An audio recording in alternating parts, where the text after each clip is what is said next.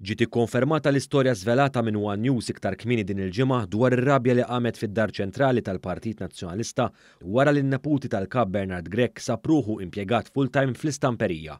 Filwaqt li s-sorsi tagħna spjegaw li l-impjegati tal-istamperija m'għandhom xejn kontra n-neputi tal-kap, qalu li hija ironika li dan daħlu jaħdem full-time f'mument fejn qed jintalbu sagrifiċċji minn oħrajn. Huma rrimarkaw li saħansitra telqu nies f'postijiet importanti li ma daħal ħadd minn flokhom. Sa dan it-tant fl-aħħar snin ma kinux wieħed u tnejn li ntalbu jerfgħu ċertu pis. Filwaqt li għal dawn id-dipartimenti jew nies ma kienx hemm riżorsi, għan-neputi tal-kap Philip Grech kien hemm post ta' xogħol ġdid. L-impjieg tan-neputi ta' Bernard Grech fl-istamperija konfermah fuq il-Facebook Clayton Tanti Gregoraci, il-Head of Operations tal-Media Link, il-kumpanija tal-medja tal-Partit Nazzjonalista. Filwaqt li xxerja l-artiklu ta' one.com.mt huwa qal li qed iġib għajneħ wara widnieħ.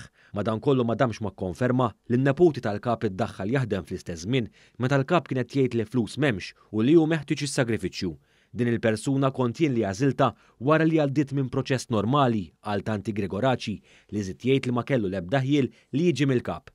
Attivisti tal-Partit Nazzjonalista qalu lil One News li Tanti Gregoraci li l-qraba tal-kap jafhom sew anke għax intervistaw lil martu fil-kampanja għall-elezzjoni ġenerali. Tant hemm rabja fid-Dar ċentrali għal din il-manuvra li l-istess Tanti Gregoraci kellu jiddikjara pubblikament li lest jaħlef li ħadd ma kellmu fuq l-impjieg tiegħu. Fid-Dar ċentrali iżda ma hemm ħadd anke għax dan Philip Grech qrib ħafna ta' Eben il-kap u qabel daħal full-time kien diġà part-time.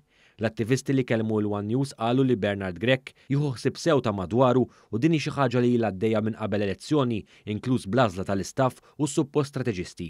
Dawk li jaħdmu fit-taqsima tal-aħbarijiet tan-net dejjem ifakru kif fil-mument tal-prova dawn l-hekk imsejħa strateġisti il-koll kemm huma ħarbu lem. Fil-frattemp ħadd ieħor jibqa' jintalab jagħmel is-sagrifiċċji.